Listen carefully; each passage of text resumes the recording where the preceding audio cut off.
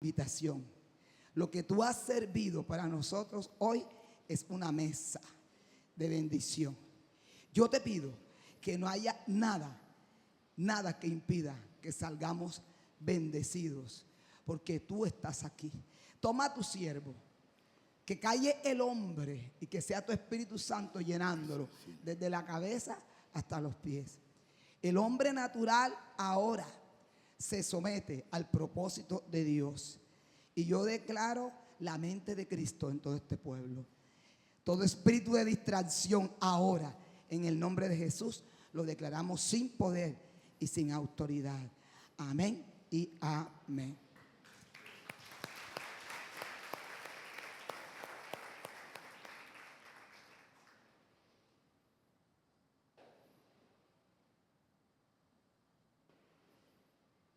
Sean todos bendecidos y bendecidas. De verdad que me encuentro muy complacido con tener aquí en esta mañana gente de mi tierra. Fui un gran amigo de tu padre, un gran amigo. Hasta el último momento de su vida estuve con él. Con Moisés el viejo. Moisés el nuevo hace rato no lo veo, pero fui un gran amigo de el viejo Moisés. Y la verdad es que nos deleitamos cuando Dios nos regala estas oportunidades. Sean ustedes muy, muy bienvenidos en esta casa. Que el Señor los continúe bendiciendo. Mis hermanos, hoy vamos a continuar con el estudio que iniciamos sobre el libro de Ruth. Y todos saben que el título de este estudio es El regreso a la bendición. El regreso a la bendición. Y el tema que estamos tratando es de Belén a los campos de Moab. ¿Cuántos recuerdan esa primera parte? De Belén a los campos de Moab. Quiero permitirme leer para ustedes, una vez más, ya lo leímos una vez, pero vamos a repetir esa lectura de Ruth, capítulo 1, versículos 1 al 5, para ponernos en sintonía. Dice la palabra así en el nombre del Padre, del Hijo y del Espíritu Santo. Aconteció en los días que gobernaban los jueces, que hubo hambre en la tierra, y un varón de Belén de Judá fue a morar en los campos de Moab. Pongan atención a esto, un varón de los campos de Moab, un varón de Belén de Judá, fue a morar en los campos de Moab. Esto tiene un peso, una gran significación en el estudio que estamos haciendo. Por eso les pido que estén muy atentos. Un varón de Belén de Judá fue a morar en los campos de Moab, él y su mujer y 2 hijos suyos. El nombre de aquel varón era Elimelech y el nombre de su mujer Noemí. Y los nombres de sus hijos eran Malión y Kelión, efrateos de Belén de Judá.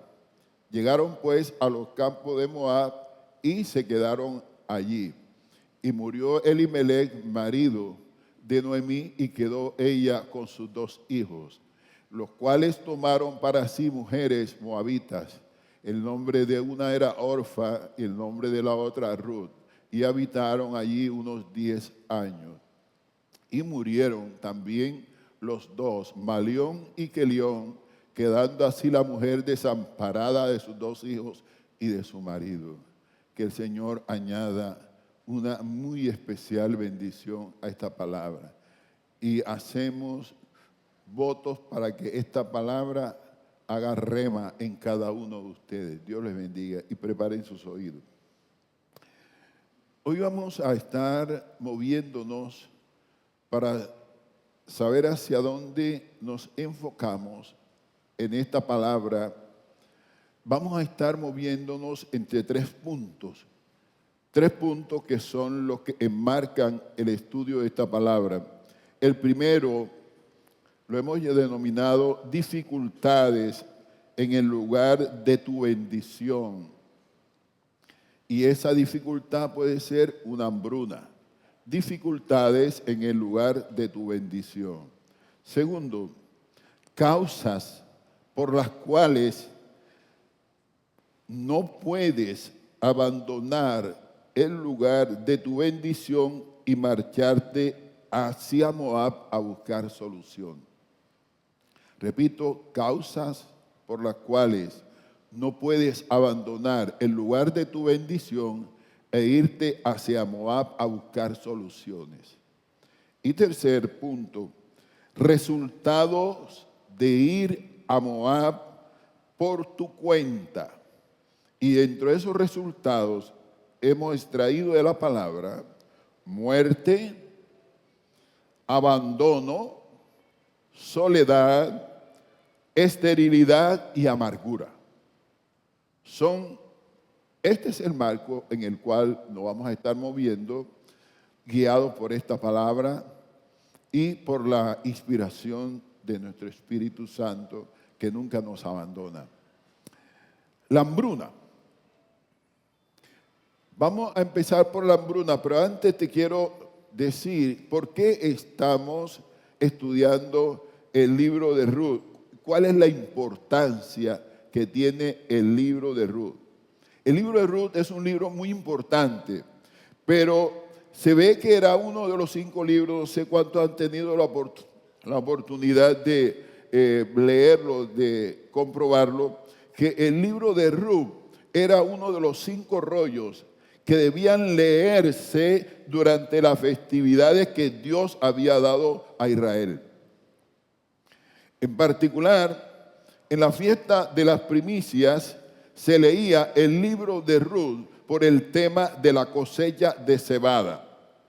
En la fiesta de las semanas, el libro o fiesta de la semana, que también conocemos como fiesta de Pentecostés, que se celebraba 50 días después de la fiesta de las cosechas, también se leía el libro de Ruth. Ustedes empezaron a ver que en la tierra de esta familia había una hambruna, estaban en una epidemia. Y esto va a marcar totalmente lo que va a pasar en el resto del libro.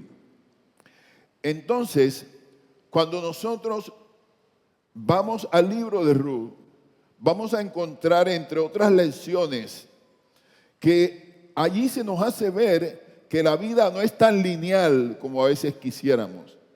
La vida no es tan plana como a veces nosotros anheláramos. Y el que cree que la vida puede ser algo lineal, que puede ser algo plano, sin altibajo, sin dificultades, realmente es un iluso o es una ilusa. Nos enseña el libro que en la vida tendremos buenos tiempos. ¿Cuántos celebran los buenos tiempos? ¿Cuántos celebran los buenos tiempos? Amén. Pero también en la vida tendremos malos tiempos. Y esos malos tiempos debemos enfrentarlos con madurez, con prudencia, con humildad, evitando siempre esas decisiones del alma, que son las decisiones que nosotros en un momento de dificultad tomamos con la cabeza caliente y que luego, cuando se enfría la situación, luego cuando se vuelven las aguas a la calma, entonces nos confrontan con amargura por las consecuencias desastrosas que nos trajeron esas decisiones tomadas a la ligera. ¿A cuánto les ha pasado? Díganme, a todos los hemos hecho. No tenga temor, no tenga temor. Todos hemos tomado decisiones con cabeza caliente. Pero piense, usted ha pensado muchas veces frente a decisiones que se toman con la cabeza caliente, como cuando la leche se derrama. La leche se derramó y hay un viejo aforismo que dice que la leche derramada no se puede recoger.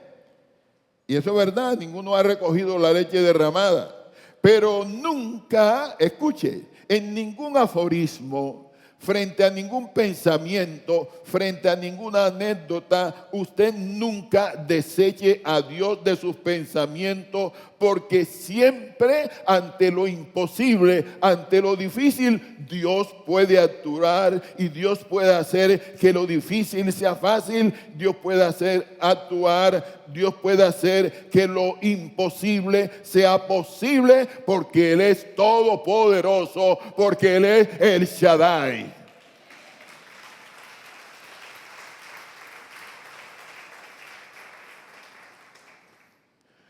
Entonces, cuando se desató la hambruna en aquella tierra, todos recuerdan que estamos hablando de un pueblo en especial.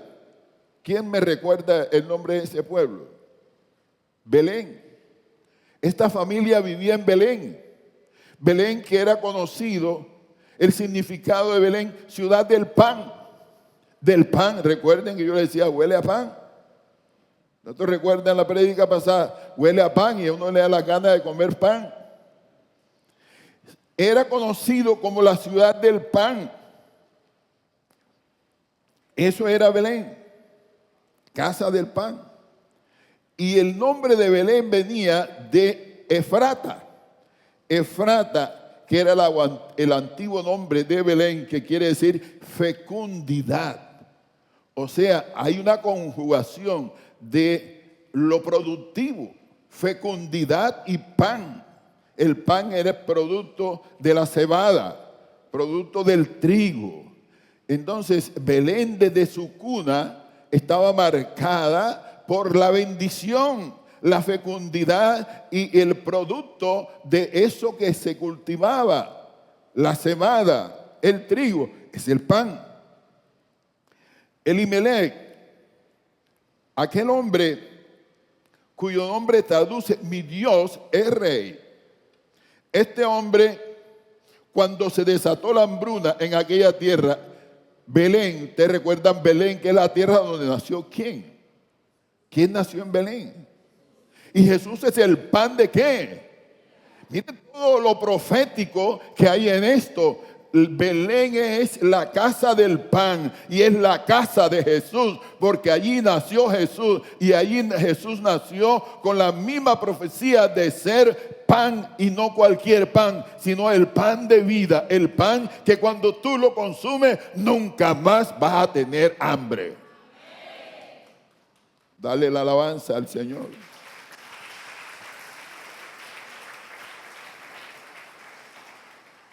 Entonces, cuando nosotros tenemos una dificultad, cuando se nos viene un problema encima, ¿y cuántos son ajenos a eso? Ninguno. Cuando tenemos una crisis, entonces nuestra mente empieza a trabajar y a mirar las diferentes opciones. ¿Qué hago? ¿Qué será lo mejor? ¿Qué no debo hacer para salir de esta crisis?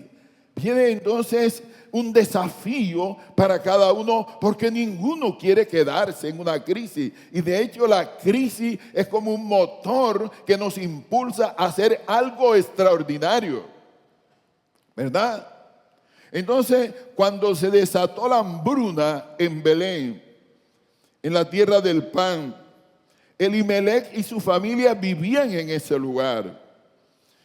Y Elimelech también tuvo al frente diferentes opciones frente a la crisis de la hambruna.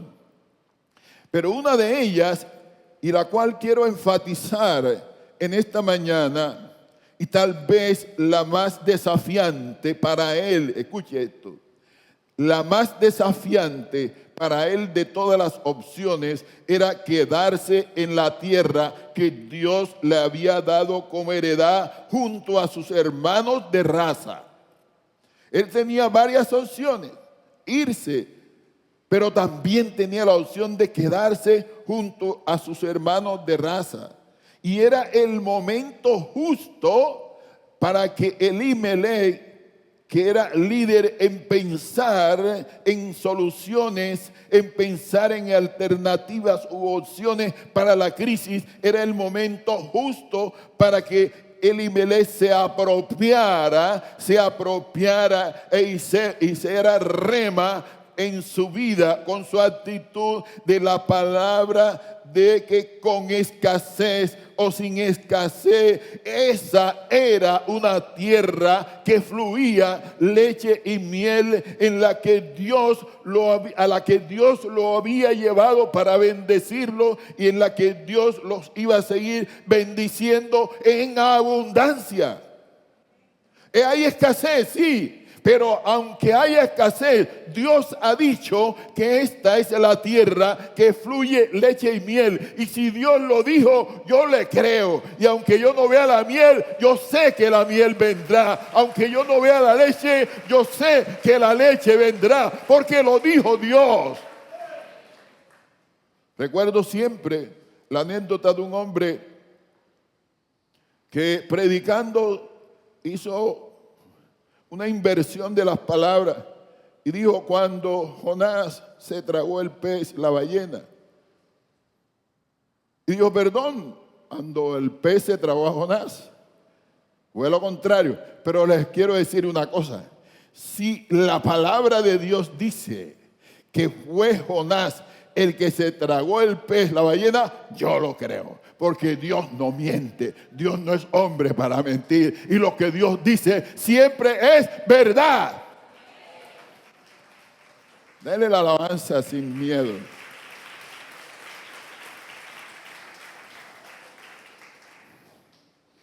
Entonces, tenía que poner Elimelech la opción de que a pesar de la hambruna, a pesar de la dificultad en la que estaban, Dios no los iba a abandonar.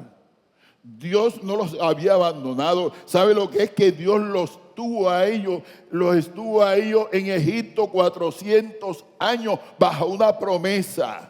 La promesa de una tierra fértil, de una tierra que fluye leche y miel. Los tuvo 400 años ahí acariciando ese sueño. Y luego, cuando salieron en libertad de Egipto, duraron 40 años vagando por el desierto en busca de esa tierra. Y al final Dios se las puso al frente, la encontraron, la poseyeron y empezaron a disfrutar toda la riqueza de esa tierra.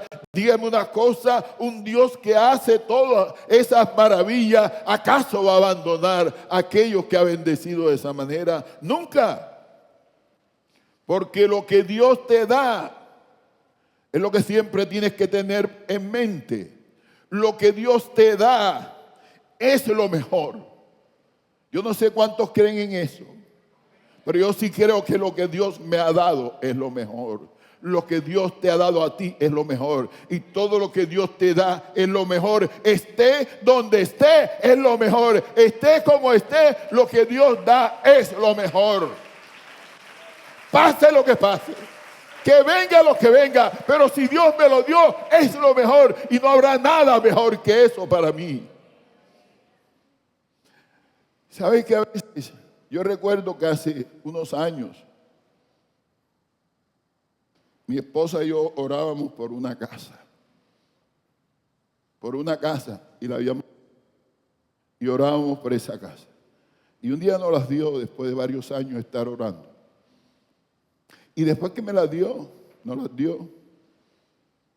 aparecieron compradores y me ofrecían sumas astronómicas que no tenían. Lo que yo pagué por ella era como el piquito.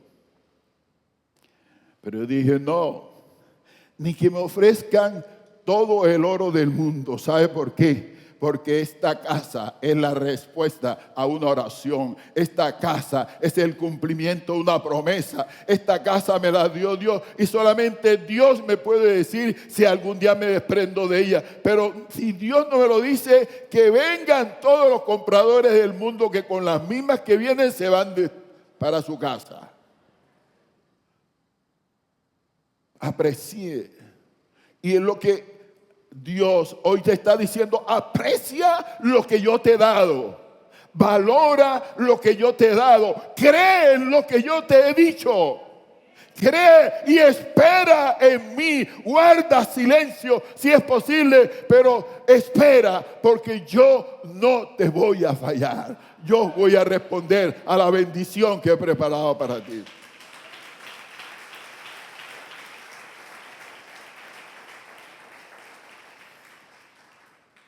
Las decisiones en la vida, mis hermanos, tenemos dos posibilidades. O las tomamos con la cabeza fría o las tomamos con la cabeza caliente. Y cada uno de ustedes sabe los resultados de cómo ha sido la decisión, de lo que significa tomar una decisión con la cabeza fría o tomar una decisión con la cabeza caliente. Mire, hermano, estamos en el caso de Elimelech. La opción de irse de Belén, porque había llegado una hambruna al pueblo, a otro lugar donde no hubiera hambre en ese momento, requería de una profunda reflexión que era mirar los pros y los contras de la decisión que iba a tomar. Porque si él tomaba la decisión de irse de Belén, escuche esto, significaba, repito, si él tomaba la decisión de irse de Belén a Moab, porque en Moab no había hambre, ¿eso qué significaba? Significaba moverse del lugar de donde Dios lo había llevado para bendecirlo a otro lugar que Dios no había reservado ninguna promesa de bendición. Te lo digo de dos maneras. Dios te reservó un lugar de bendición y allí te va a bendecir. Vengan hambruna, vengan tormenta, vengan coronavirus, venga lo que quiera venir, venga gripa, venga fiebre, venga lo que sea, vengan amenazas, allí Dios te va a bendecir. Y si de pronto te está atropellando la situación y estás mirando allá afuera a Moab, un lugar en donde no está pasando nada de eso, quiero decirte, piensa primero, medita primero si Dios te ha dicho que te puedes trasladar allá, porque allá tienes una alternativa de bendición. Si Dios no lo ha dicho, no lo hagas. No lo hagas. Porque el lugar donde Dios no ha reservado bendición para su pueblo es un lugar catastrófico, es un lugar prohibido, es un lugar dañino. Y esas son cosas. Esta reflexión a la que nos lleva el libro de Ruth es algo que nosotros no podemos pasar por alto. Y no lo podemos pasar por alto si queremos tener unas buenas relaciones con Dios, si queremos ser asertivos con Dios. Ten presente que cada decisión que vas a tomar en tu vida, tenlo muy presente y estate atento a la brújula de tus estados de ánimo, porque este es el problema. Porque a veces nuestros estados de ánimo se convierten en nuestros peores consejeros, en nuestros peores guías y reemplazan la oración. Cuando estás en una crisis, cuando estás en un conflicto, cuando tienes un problema, ¿qué es lo que debes hacer? ¿Qué es lo que hace el cristiano? Orar. Esa es la fórmula. Esa es la llave. Ah, no, que yo no sé orar. Bueno, dile a Dios lo que sientes, ábrele el corazón. No, que yo no oro bonito. Pues, nadie te está diciendo que tienes que orar bonito. No, que yo esto, no, ora. Así como le pones la querella al hermano, al amigo, pónsela a Dios. Y dile, Señor, mira, estoy desesperado, estoy desesperada, estoy en una crisis, pero yo creo que tú eres mi Dios. Yo te he creído a ti, yo creo a tu palabra, y yo creo que tú eres el único que puede resolver esta situación. Ora, ora, pero no tomes decisiones con la cabeza caliente. Porque nosotros, yo creo que más de una vez hemos tomado ese tipo de decisión. ¿Cuántos dicen amén?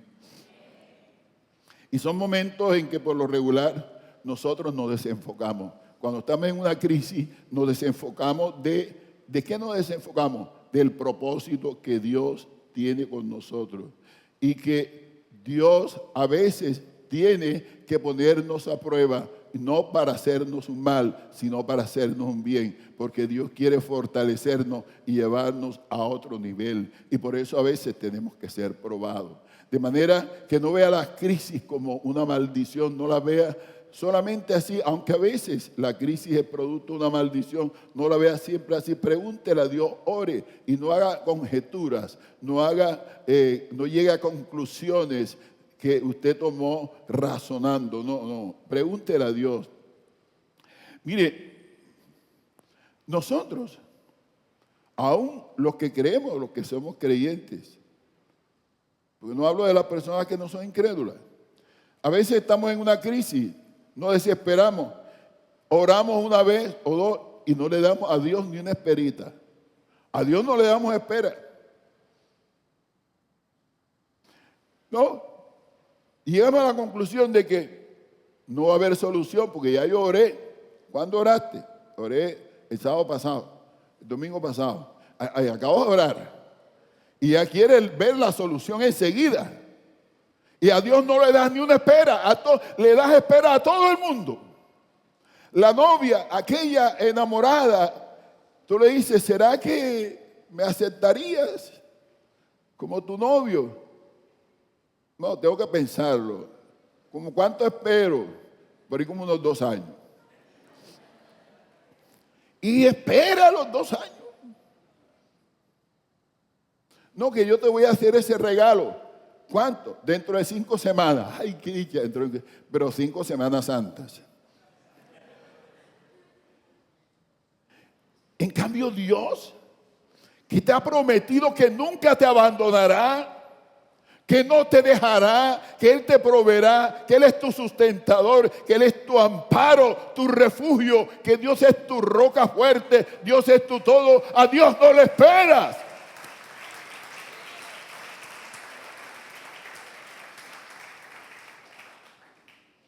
Y en eso nos pasa como a los israelitas que venían caminando por el desierto. Esa gente se quejaba de todo. Se quejaba contra Moisés, se quejaba contra Dios y reclamaban por lo mínimo. Mire, esa gente reclamaba por la cebolla, reclamaban por el ajo, extrañaban el sabor del ajo en la boca, de la cebolla, de los puerros. Ellos reclamaban por todo y se desesperaban por todo. Y yo les pregunto si alguna vez alguno de esos israelitas hubiera probado la yuca harinosa de María la Baja, ¿qué hubiera pasado? Eso hubiera sido una rebelión entonces. Perdón, Señor. Reclamaban por todo. Elimelech debió pensar por un instante nomás, cuando estaba frente a la crisis, que el desarraigo del lugar de su bendición, que era Belén, que era la tierra prometida, le traería calamidad y desaliento, sufrimiento, dolor, fracaso, si no iba guiado de la mano de Dios.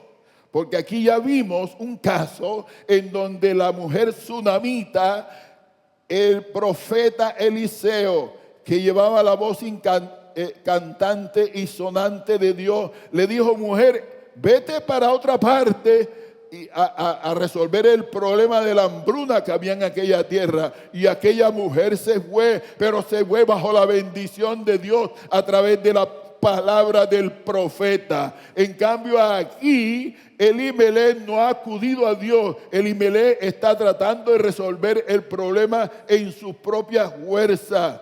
Y vamos a ver entonces qué consecuencias va a traer esto. Quiero decirte hoy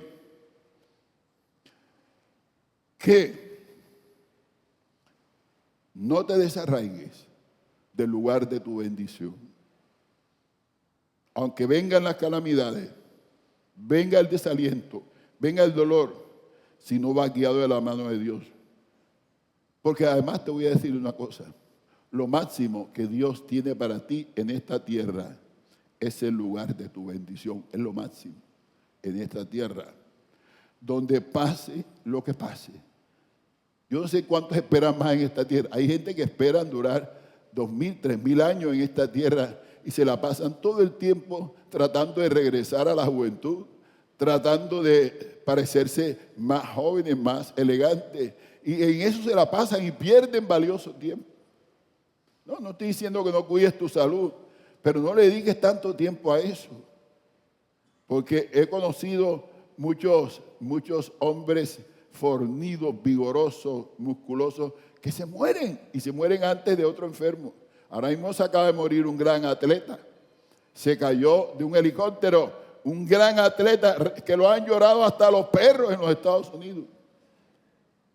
Ahora, con esto no estoy haciendo sátira. Estoy diciendo, era un hombre que estaba en el corazón de la gente. La gente lo quería y tenía todavía, desde la perspectiva humana, un futuro por delante. Pero ya se murió y ya esos músculos bien alineaditos, bien fuertes, ya no están allí. Ya no están produciendo impacto en la mirada de aquellos que se van con la baba detrás de eso. Quiero decirte que lo máximo que tú puedes hacer y lo máximo que tú puedes tener en esta tierra es el lugar de bendición que Dios te ha preparado, que Dios tiene para ti, pase lo que pase.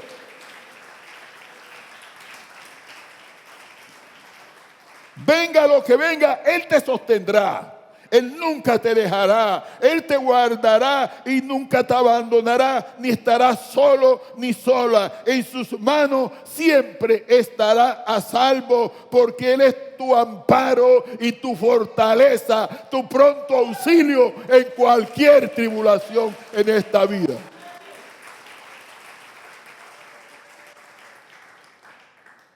Por eso el cristiano debe ser un pámpano o rama que se arraigue al tronco de su salvación, que se llama Jesucristo.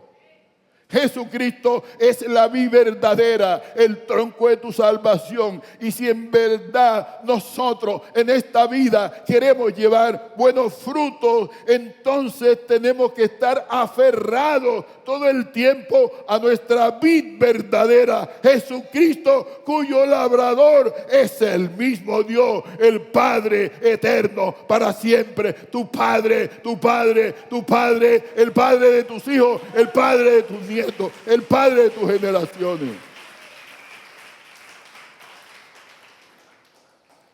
Cuando leíamos en el versículo 1 del capítulo 1, ahí se menciona a Elimelech, y por eso le decía, pongan atención a esto. A Elimelech se menciona un hombre en la tierra, un varón de Belén, de Judá. Cuando se menciona a Elimelech, bíblicamente se está diciendo, este hombre era el sacerdote de su casa. Escuche eso. Este hombre era el sacerdote de su casa. Este hombre era el cabeza de familia. Y el cabeza de familia era el que tomaba las decisiones. Daba las señales, daba las órdenes, asumiendo la responsabilidad de la familia. Hoy eso ha cambiado en las sociedades modernas, porque hoy podemos ver casos en donde el hombre ya no es cabeza de familia, sino la mujer, porque la mujer es más productiva que el hombre, y el hombre ahora no da las órdenes.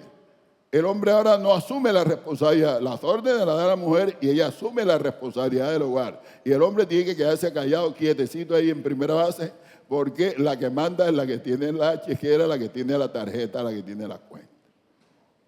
Pero en la época aquella de la cual estamos hablando, Elimelech era el cabeza de familia.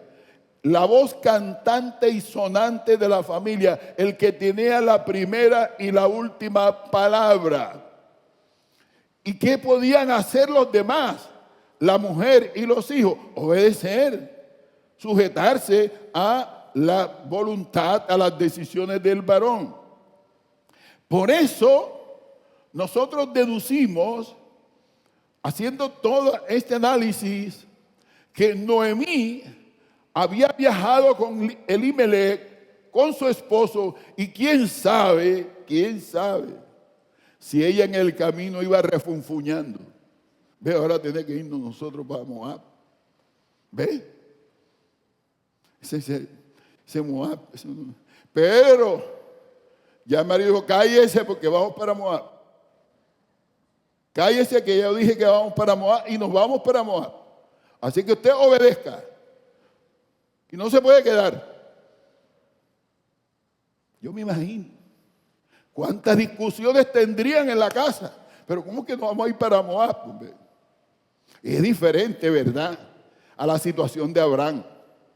Porque cuando Abraham salió de Mesopotamia para una tierra que él no conocía, Abraham fue porque Dios lo llamó. Él fue en obediencia a Dios.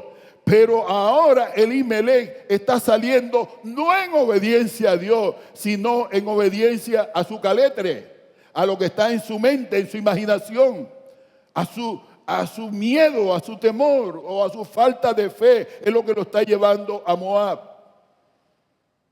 Entonces, pongamos ahí la balanza y digamos, esta pobre mujer tenía que acompañar al marido. Y eso que yo les estoy diciendo ahora, ustedes lo van a ver proyectado en el resto de la historia. Porque eso me lo ha revelado el Espíritu Santo a mí en el estudio de esta palabra. Le doy gracias a Dios por lo que me revela cuando estoy estudiando su palabra. Porque quiero decirle que esto me lo revela. Yo le pido a Dios que a través del Espíritu Santo me guíe en la interpretación, en la aplicación, porque siempre trato de ser riguroso. Y el Espíritu Santo el que me ha dicho, no, ella iba porque su marido le dijo que fuera. Ella no tenía voz ni voto, como era la condición de la mujer en aquella época. Y eso lo va usted a ver reflejado en todo el resto de la historia, esto que le acabo de decir. Entonces, ¿dónde íbamos? Elimelech era quien daba las órdenes, a quien había que obedecer. Y dice el versículo 1 que él con su mujer y sus dos hijos, Malión y Kelión, se fueron a morar en los campos de Moab. Y yo me imagino los comentarios de la gente en Belén. Oye, ¿y será verdad que se van? Elimelech y su familia. Oyeron el comentario que se iban para Moab, pero vieron que estaban preparando el equipaje. ¿Será verdad que se van? Esta gente está loco. ¿A Moab? ¿Cómo es posible que se vayan para Moab? Se van, ¿verdad? La gente, ¿verdad? Le faltó fe. ¿Acaso no saben para dónde van? No saben lo que significa ir a Moab. Se van a perder. Están locos. Y fíjense una cosa. Estamos hablando de un pueblo bendecido. Ahora le pregunto, ¿de qué tamaño era la hambruna? ¿De qué tamaño era el hambre? Cuando aquí la Biblia nos habla de una sola familia que está emigrando a Moab. Porque si el hambre hubiera sido tan terrible, es posible que ellos hubieran salido en masa, todo el pueblo a buscar pan, a buscar la vida por otro lado. Hubiese sido un desplazamiento masivo, como los que hemos acostumbrado a ver en Colombia en los últimos tiempos. Ahora yo me pregunto, ustedes saben que actualmente en el mundo hay una alarma por un virus que se llama coronavirus. ¿Sabe dónde ese virus se originó? Se originó en una pequeña ciudad de la India, perdón, de la China, que tiene 11 millones de habitantes. Cartagena está feliz celebrando porque tiene 1 millón de habitantes. Imagínense la ciudad donde se originó el coronavirus tiene 11 millones, o sea, 11 Cartagenas. ¿Y a usted le parece que no sería una calamidad mayor que esos 11 millones de habitantes alarmados por la letalidad del coronavirus salgan en volandas para otra ciudad o para otro país? Imagínense si hemos tenido dificultades con los hermanos venezolanos que se han venido, que no llegan ni a 1 millón en todo el país. Ahora se pregunta usted un desplazamiento de 11 millones temiéndole a una calamidad por un virus. Pero ahí están, no se han ido, la ciudad sigue ahí mismo y la gente está ahí mismo. Pero aquí estamos viendo una situación diferente. Había una calamidad y resulta que de esa calamidad solamente aparece una familia desplazándose para el peor lugar donde tenía que ir, que era Moab. Quiero decirles que finalmente esto no fue una buena decisión de Elimelech de irse para Moab, por las causas y los efectos que vamos a ver aquí.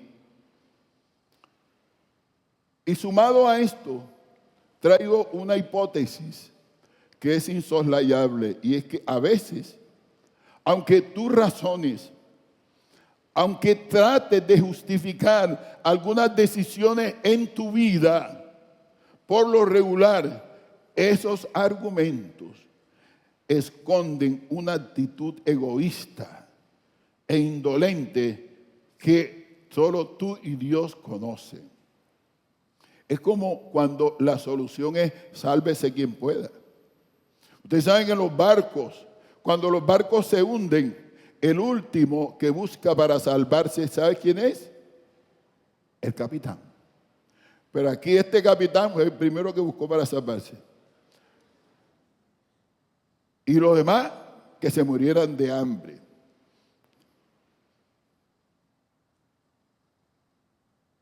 Entonces nos preguntamos, si la demás gente en Belén no estaba buscando para dónde irse por el hambre, entonces ¿por qué esta familia en particular, que la podemos denominar una familia del pacto con Dios, esta familia del pacto con Dios mostró tal carencia de confianza en Dios y dio tan mal testimonio, como pasa a veces con nosotros? Quiero dejarla ahí por un momento y retomar el estudio para ver algunas de las causas por las cuales la partida de Belén a Moab no fue para la familia de Elimelech una decisión buena. Estamos en el segundo punto.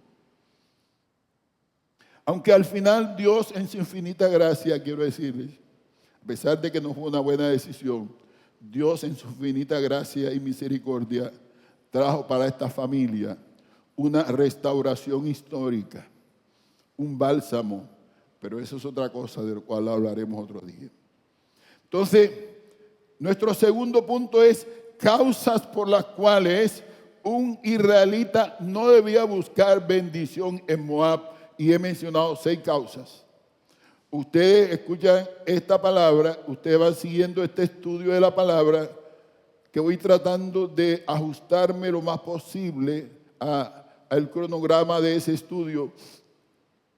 Y ustedes, después que yo les mencione las 6 causas que encontré, ustedes allá tendrán como tarea buscar otras causas.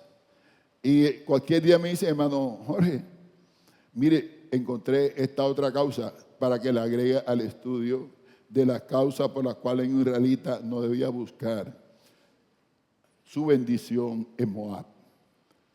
Entonces, partimos de la historia de que un israelita no podía buscar su bendición en Moab. Y para hacerme más comprensible en esto, pregunto, ¿qué cristiano? Aquí hay hermanos de Venezuela. Si hay algún venezolano, levante la mano. Hay unos hermanos venezolanos. ¿Qué cristiano allá en Venezuela le proponen el negocio de vender arepas de vender perros calientes, salchichas, de poner un pequeño restaurante al lado de la montaña, allá arribita, en la montaña del Sorte, en donde se hacen los ceremoniales satánicos de María Leoncia, del negro Guataipuro del indio Guataipuro y el negro Felipe. ¿A qué cristiano se le ocurriría ir a montar su negocio allá arriba y, si es posible, poner un centro de oración ahí al lado de ese infierno? Creo que a ninguno, ¿verdad? ¿Usted ha oído decir, hermana, de que hay algún cristiano que haya sido seducido para poner su negocio, trasladarlo acá de la plaza para allá, porque allá va bastante gente a la montaña del Sorte? ¿Ha habido de algún cristiano que haya hecho eso?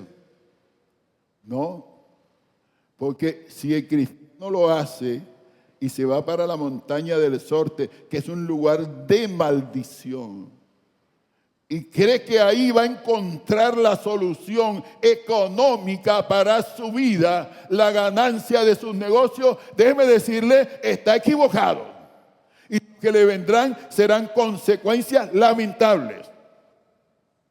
Moab no era. Hay 6 causas, y la primera que le voy a mencionar es que Moab no era un lugar de bendición. Moab era un prototipo del mundo perdido. Dios nunca le planteó a su pueblo que fuera de la tierra que Él le había dado podían voluntariamente escoger un lugar diferente y presuntamente mejor para sentirse seguro y prosperado. Dios nunca dijo que le iba a dar una tierra diferente, que les iba a mostrar una tierra diferente a la tierra prometida a su pueblo Israel, en donde ellos podían ser bendecidos. Ellos iban a ser bendecidos en una tierra, la tierra de Canaán, y esa tierra que fluye leche y miel, y las demás tierras Dios nunca dijo que fluían leche y miel. Sobre todo después de esperar tantos años. La segunda causa por la cual no se podía ir a Moab es porque Moab era un enemigo de Israel, aliado de los enemigos de Israel. La historia del origen y de su relación con el pueblo de Israel está llena de altibajos que no le hacían recomendable para ningún hijo de Dios, en ninguna época ni bajo ninguna circunstancia, porque por lo regular siempre estaban aliados para destruir a Israel. ¿Ustedes recuerdan la bendición que Dios le dio a Moisés en Génesis 12, capítulo 12, versículo 3? En Génesis capítulo 12, versículo 3, Dios le dijo a Abraham, bendeciré a los que te bendijeren, ¿verdad? Y a los que te maldijeren, ¿qué? Maldeciré, y serán benditas en ti todas las familias de la tierra. Entonces, mis hermanos, esto quiere decir que Moab era un lugar de maldición. Porque Moab, recuerden ustedes, cuando el pueblo de Israel estaba ya a las puertas de entrar a la tierra prometida, antes de pasar el río Jordán, la Biblia dice que ellos llegaron a las llanuras de Moab y ahí reposaron. Y estando en las llanuras de Moab, ¿qué pasó? Que Balac, rey de Moab, pensó destruir al pueblo de Israel. Y para destruirlo tomó en cuenta 2 acciones. La primera era que llamó a un falso profeta, a una especie de agorero que se llamaba Balán, y le dijo que maldijera al pueblo de Israel. Y ustedes saben que Balán no pudo maldecir al pueblo de Israel. Pero la intención de los moabitas era que al pueblo de Israel lo maldijeran, y ya debilitado por la maldición, entonces caerle militarmente y destruirlos, matarlos. Esa era la mentalidad del moabita. Esa era la mentalidad de Balac, destruirlos. Entonces, mis hermanos, Moab era un enemigo de Israel. Tercera causa, por la iniquidad del origen y la historia de Moab. Escuchen, la palabra hebrea Moab significa agua, semilla de su padre o a través de nuestro padre. Ese es el significado de la palabra Moab. ¿Y esto a qué alude? Esto hace alusión a su origen incestuoso. Moab fue el primer hijo de Lot con su primogénita, con su hija después de la destrucción de Sodoma y Gomorra. Quiere decir, Moab era hijo del padre con la hija, era un hijo producto del incesto, y él había llevado esa iniquidad a todo su pueblo.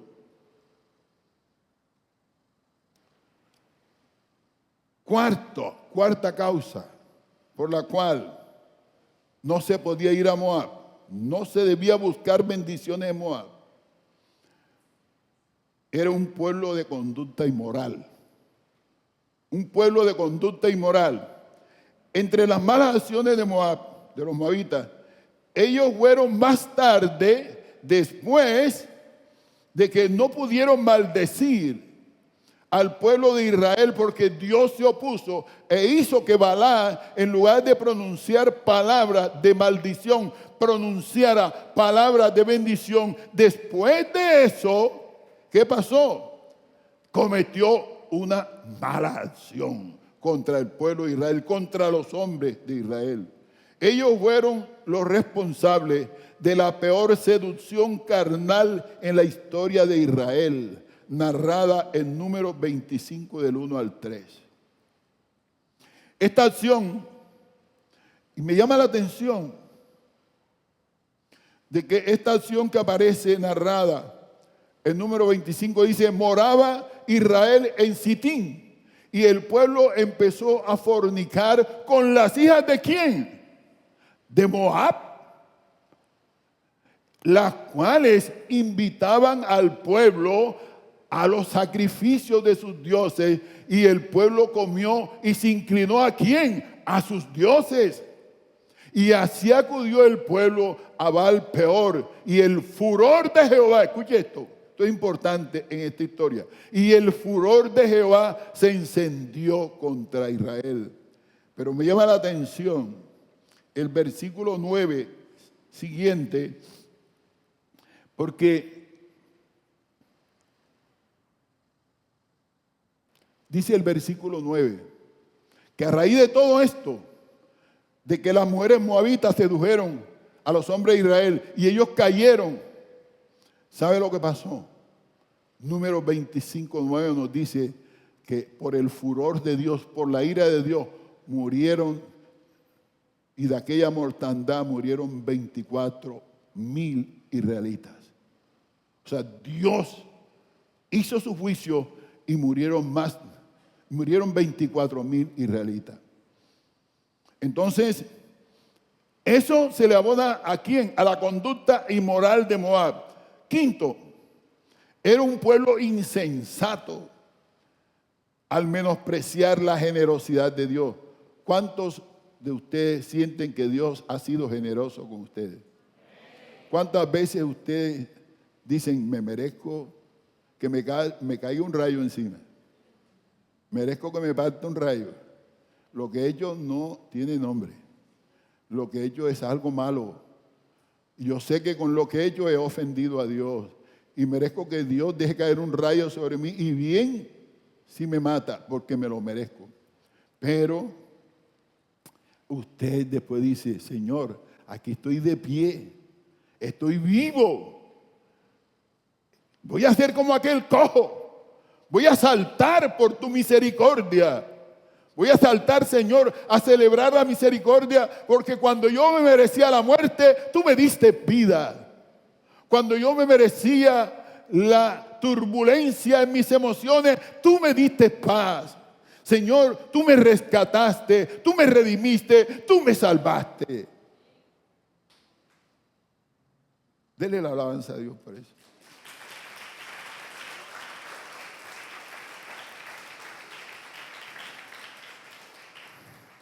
Pero Moab era un pueblo insensato porque menospreció la generosidad de Dios. Ya nosotros hemos celebrado, ahora con esta palma hemos celebrado la generosidad y la misericordia de Dios en nuestras vidas. Pero mire lo que pasó con Moab. Ellos pagaron de la peor manera la misericordia que Dios les tuvo cuando el pueblo de Israel iba a entrar a la tierra prometida e iba a pasar por sus tierras. Porque para llegar a la tierra prometida, Moab estaba al suroriente del río Jordán. Y ellos tenían que pasar necesariamente por la tierra de los moabitas para la prometida. Y Dios le dice, Moisés, y esto lo pueden ver ustedes en Deuteronomio 2:9, diciendo a Moisés en Deuteronomio 2:9, te prohíbo que se metan con ese pueblo. Mira, y Jehová me dijo, no molestes a Moab, ni te empeñes con ellos en guerra, porque no te daré posesión de su tierra, porque yo he dado a Ar por heredad a los hijos de Lot. O sea, Dios había tenido misericordia. ¿Y sabe por qué era misericordia de Dios? Porque es que Lot era sobrino de Abraham. Y a pesar de que las hijas eran incestuosas y fueron ellas la base, la raíz de unos pueblos como es Moab y Amón, los moabitas y los amonitas, sin embargo Dios en su misericordia le dijo a Moisés, no tengan guerra con ellos, pasen por ahí en paz, no peleen, porque al fin y al cabo yo le he dado esa tierra a los hijos de Lot. Es que Dios, tu Dios, mi Dios, nuestro Dios, es un Dios compasivo, que aunque no merezcamos su bondad, aunque no merezcamos su misericordia, aunque no merezcamos su recompensa, Él siempre tiende su mano para nosotros, y es Él quien nos sostiene, es Él que nos ha sostenido, el que nos sostendrá y sostendrá a nuestra familia y las generaciones de hoy por siempre. Y por eso debemos celebrar.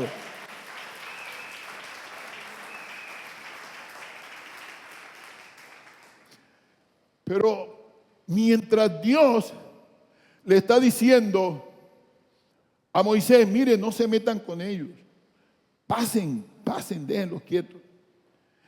Los moabitas no estaban pensando lo mismo.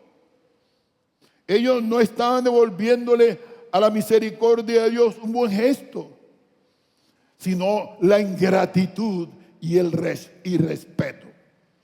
La ingratitud y el irrespeto, el menosprecio a Dios. Es que ellos tenían otros dioses y ellos creían que los dioses de ellos eran superiores al Dios de Israel. Yo quiero decirte hoy que el Dios de Israel es el mismo Dios a través del cual tú conociste a Jesucristo en tu vida. Tienes a Jesucristo en tu vida y es el Dios el mismo ayer y hoy y por todos los siglos de los siglos, que va a seguir contigo hasta el final.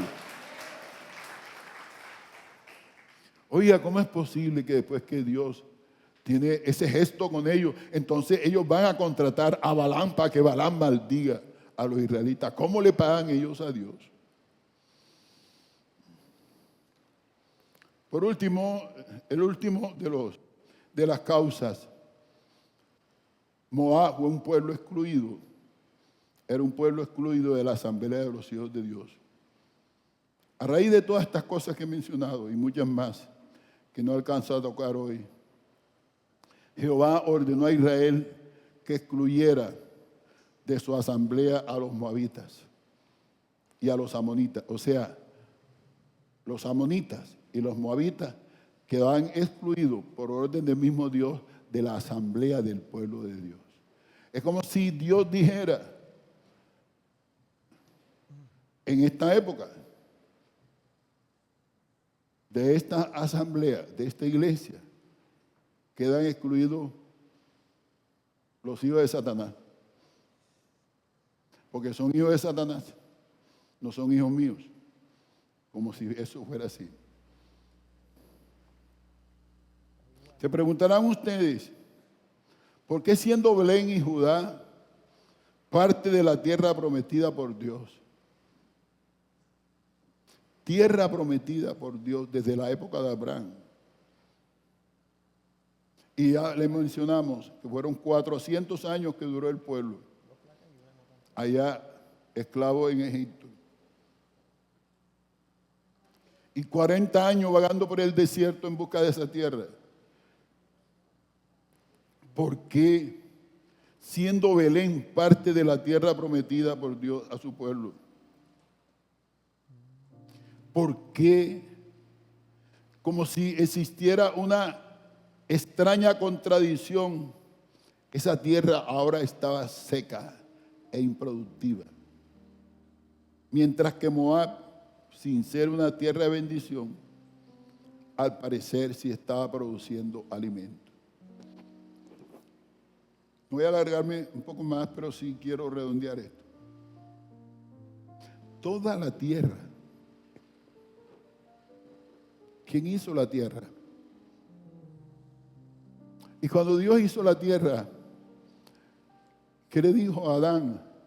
Que se enseñoreara sobre la tierra, que se enseñoreara sobre los peces del mar, que se enseñoreara sobre las aguas, sobre los animales, que se enseñoreara sobre todo que Dios había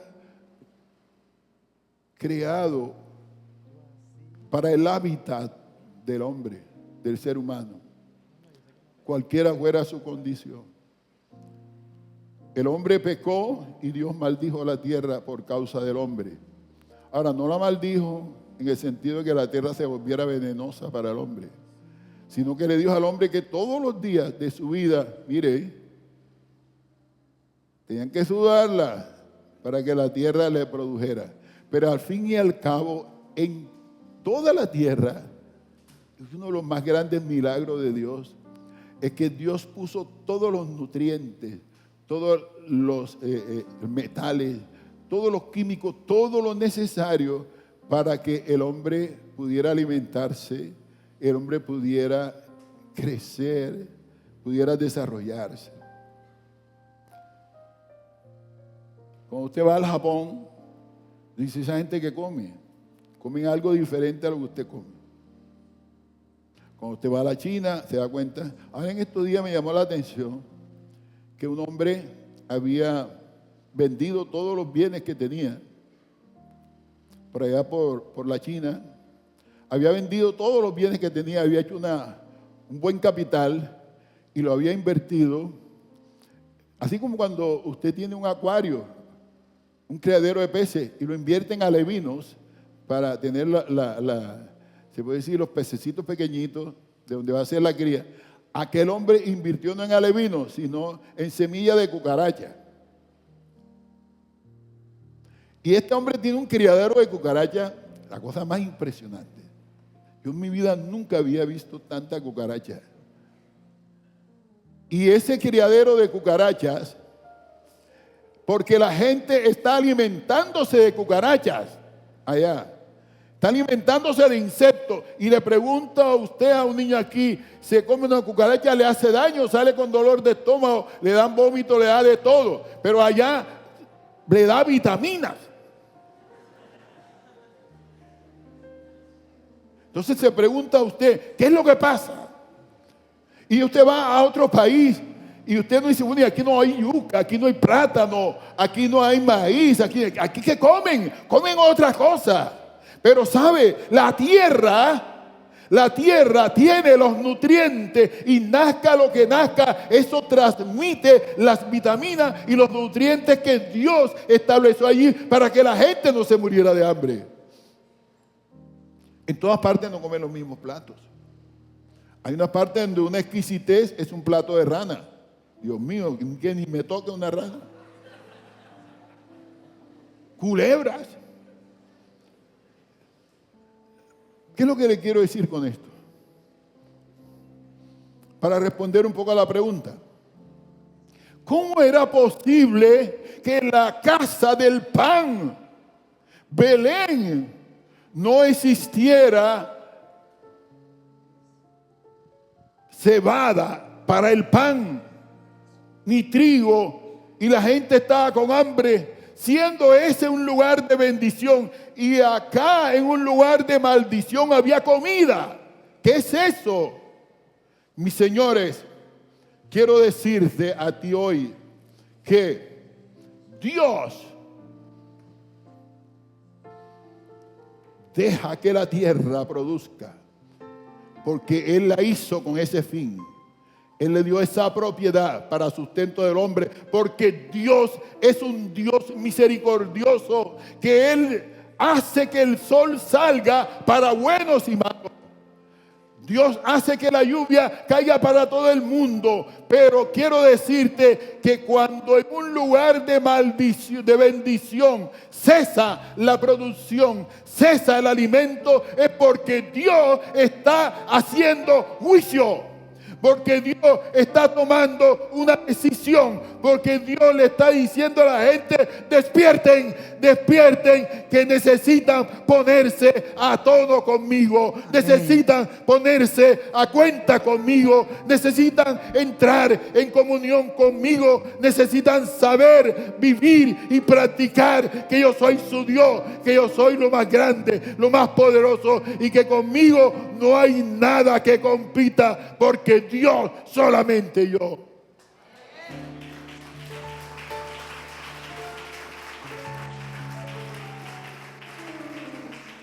Pero este pueblo había abandonado a Dios.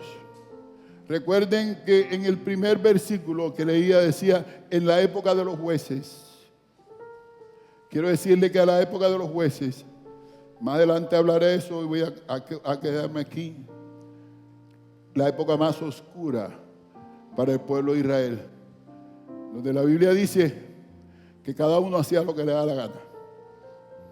El ciclo del tiempo de los jueces fue el siguiente: Israel sirve al Señor. Segundo paso, Israel cae en pecado e idolatría. Tercer paso, Israel es esclavizado. Cuarto paso, Israel clama al Señor. Quinto paso, Dios levanta un juez. Y sexto paso, Israel es liberado. Y ese era el círculo vicioso en el que estaba. Y Dios había dicho desde el principio, allá en Éxodo 28, había dicho que si eran desobedientes, si lo cambiaban a Él por otros dioses, entonces el cielo se pondría de bronce y la tierra de hierro, y por lluvia lo que caería sería polvo, y no había productividad en los campos, y por eso había hambre.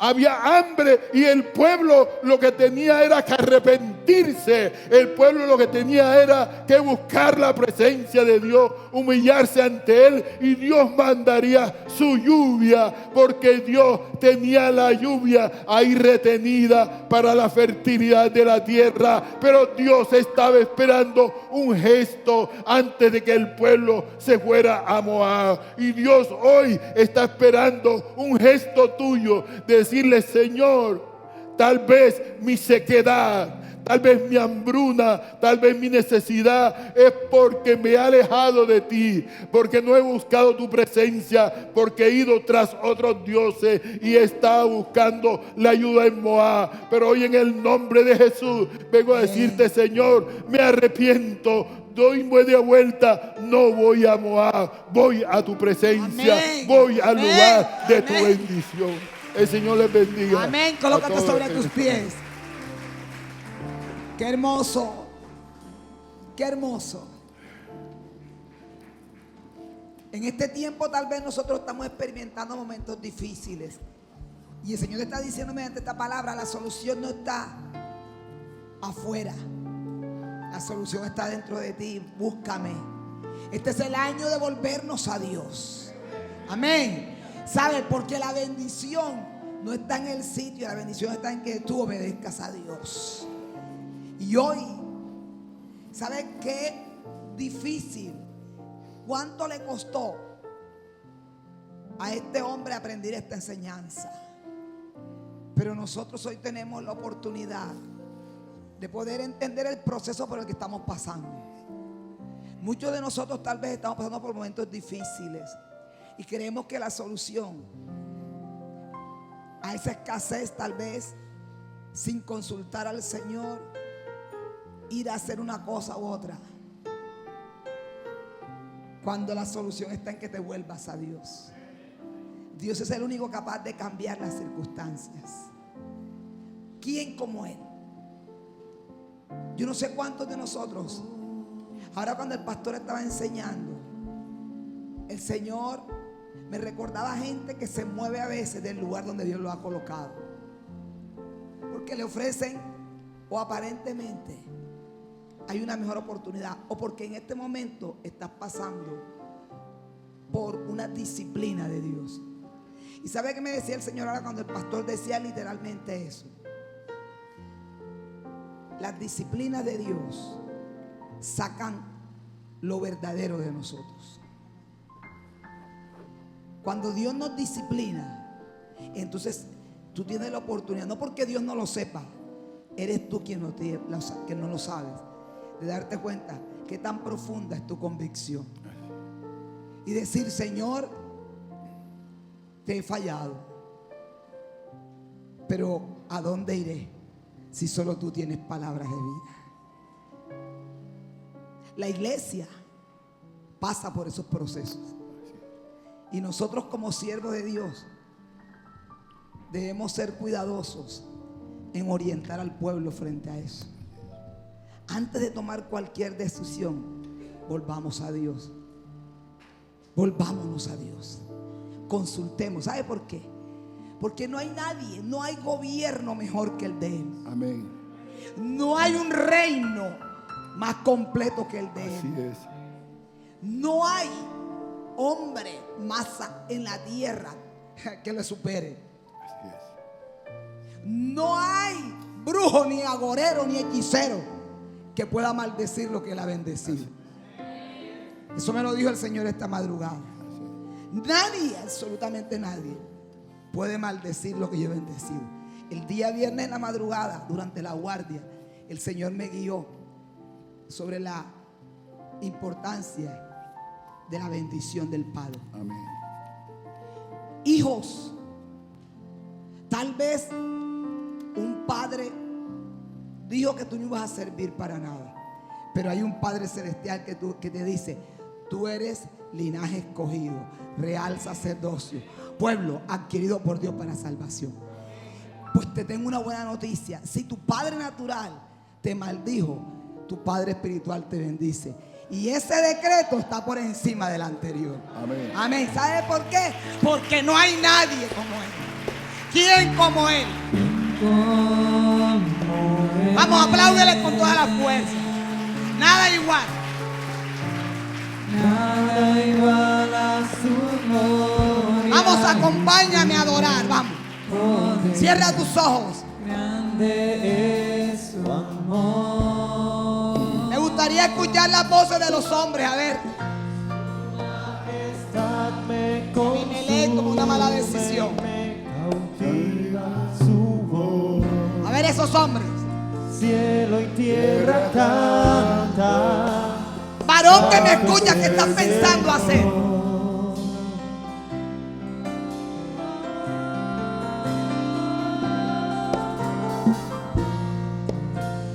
Elevó mi alma. Hermosas adoraciones. Adoración.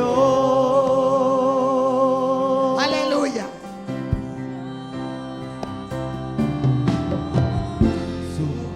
Todos vamos a entender. Vamos. Hay las mujeres. Y su mirada es como estruendo que hace temblar. Su voz es como dulce viento. Solo una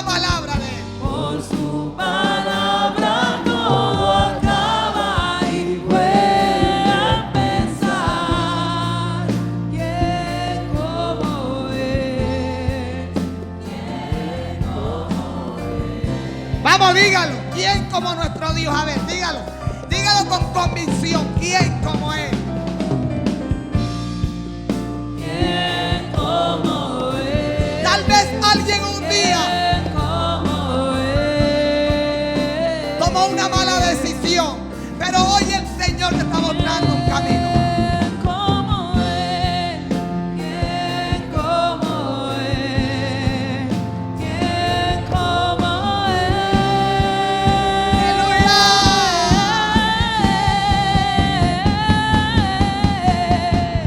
Su gloria llena el universo. Levanta tu voz.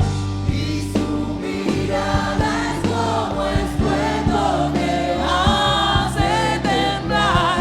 Su voz es como dulce viento. Por su palabra todo acaba y vuelve a empezar. Su gloria llena el universo. Y su mirada es como estruendo que hace temblar.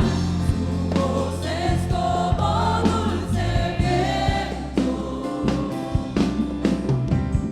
Por su palabra todo acaba y vuelve a empezar. Humillación, me dice el Espíritu Santo. Arrepentimiento. Ese es el camino. No es Moab. Es el altar. Es el altar. Han pasado 31 días del primer mes del año. Y tal vez hoy estás en el valle de las decisiones. Yo me aferro a la palabra predicada y le digo al Señor: no queremos movernos de donde tú nos colocaste. Y la única forma es consultarte a ti para entender el proceso que estás viviendo.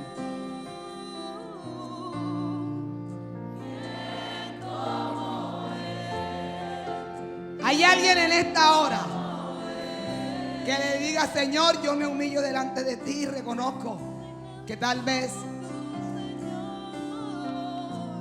he pensado que fuera de tu presencia podía estar mejor. Pues no. Si eres una hija, un hijo de Dios, pasarás lo que tengas que pasar y tendrás que regresar nuevamente delante de Él. No podrás huir de eso, porque Dios a los que ama corrige.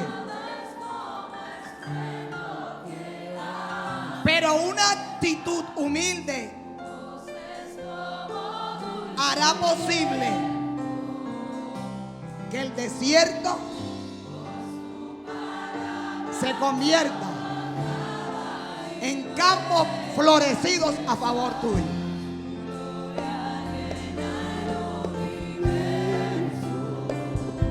Oh, sí. Dígaselo. Dígaselo. Su voz es como dulce viento. Por su palabra todo acaba y vuelve a empezar. Su gloria llena el universo. Oh, sí. Y su mirada es como Estruendo que hace temblar. Su voz es como dulce viento. Por su palabra todo acaba y vuelve a empezar. Levanta tus manos al cielo. Ahí donde estás puedes decirle: Señor, en esta hora yo me vuelvo a ti. Por tu palabra He entendido que las situaciones que estoy viviendo en mi vida no cambian. No cambia el Dios que tú eres. ¿Sabes? Él no cambia. Por muy difícil que sea la situación que estés viviendo, Dios sigue siendo Dios. Amén. Si estás pasando por momentos de crisis económica, Dios sigue siendo Dios. Si estás enfermo, Dios sigue siendo Dios. Así que la única opción que tienes es volverte a Él. Porque Él no va a cambiar lo que ya Él determinó. Y si Él determinó bendecirnos, seremos bendecidos. Así haya la peor crisis a nuestro alrededor. La tierra fue maldecida por Dios por causa del pecado del hombre. Pero Dios nunca ha maldecido al hombre. Amén. Cuando un hombre vive en bendición, la tierra donde llega comienza a producir. Porque cuando un hombre o una mujer de Dios llega, la bendición llega con él. Así que el lugar donde estás, mejor ubicado es aquel que te vuelve a Dios. Ese es el camino. Él es la verdad, Él es la vida, no hay otro. Levanta tu mano, yo quiero orar por este pueblo. Y damos gracias a Dios por este tiempo. Si hay una persona en esta tarde que quiere recibir a Jesucristo en su corazón como su único y verdadero Salvador, una persona que no ha recibido a Jesús en su corazón, la palabra de Dios dice: y conocerás la verdad y la verdad te hará libre. Ya no vas a andar de un lado para otro. Es muy difícil salir de tu tierra e irte a tu lugar. Es muy difícil a otro lugar que Dios, en un lugar donde Dios no te ha llevado. Pero si Dios te ha traído hoy a este momento, a este tiempo, lo más importante es que Él esté contigo. Elimelech tomó una decisión equivocada. Noemí no tenía opción. Noemí no tenía opciones. En ese tiempo las mujeres no tenían opciones. Y ella tuvo que sufrir la muerte de sus hijos. Pero sabe, de la misma forma, también Noemí participó de la redención. Amén. Participó de la restauración. Porque había un plan divino estructurado ya a través de la vida de esta familia. Tu vida está en manos de Dios. Tu familia está en manos de Dios. Hay un plan específico para ti. Vive cada proceso siempre de cara al Señor. Vamos a entrar en este segundo mes de cara a Dios. No le des la espalda. Alguien en esta tarde quiere recibir a Cristo, yo quiero orar por él. Y tú puedes decir: Señor Jesucristo, tú eres el camino, la verdad y la vida. Amén. La palabra que hoy he escuchado me permite reconocer que tú eres soberano y que tú reinas por siempre y para siempre. Te recibo en mi corazón, Jesús. Escúcheme, sin Jesús no hay nuevo nacimiento. Sin Cristo no hay nuevo nacimiento.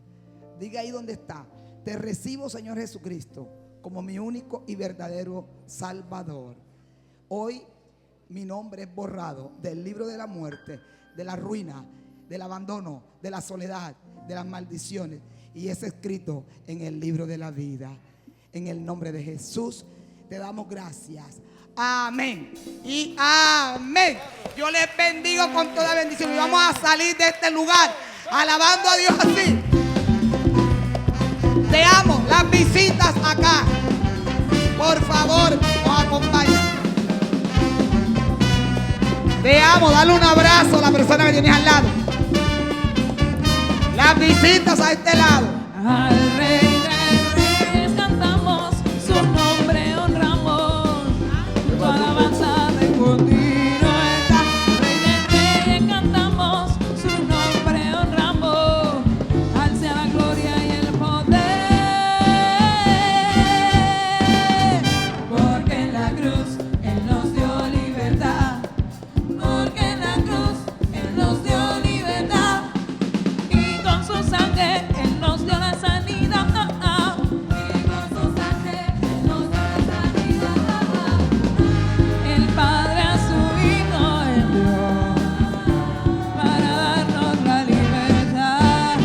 Visita, por favor.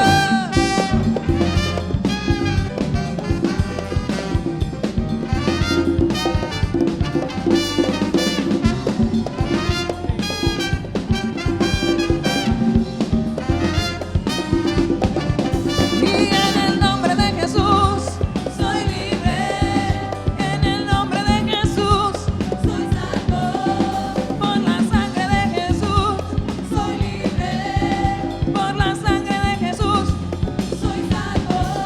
Y la tiniebla retrocede, y la tiniebla retrocede, la enfermedad retrocede, el enemigo retrocede, la iniquidad retrocede, el Padre a su Hijo envió para darnos la libertad.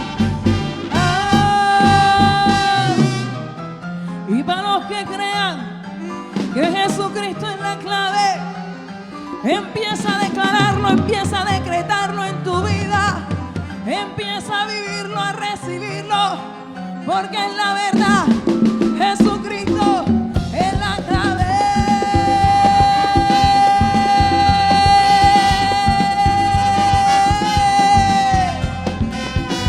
Jesucristo es la clave. Oh, Jesucristo es la clave. Jesucristo es la clave.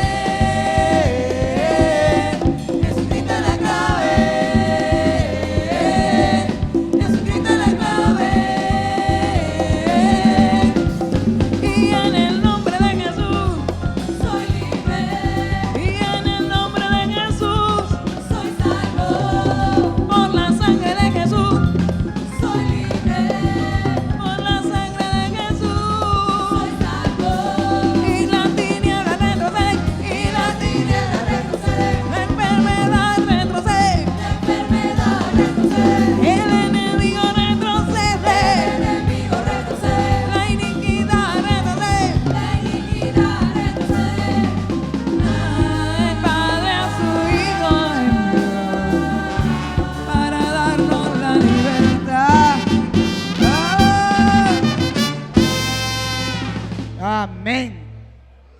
El martes 4 de febrero arrancamos la época más hermosa del año. Discipulado. Todos, 7 de la noche. Discipulado. 16 de febrero, fiesta de las primicias. Amén. Una mañana maravillosa. Tendremos un servicio espectacular de primicias. Lleve su sobre. Ministerio de Finanzas.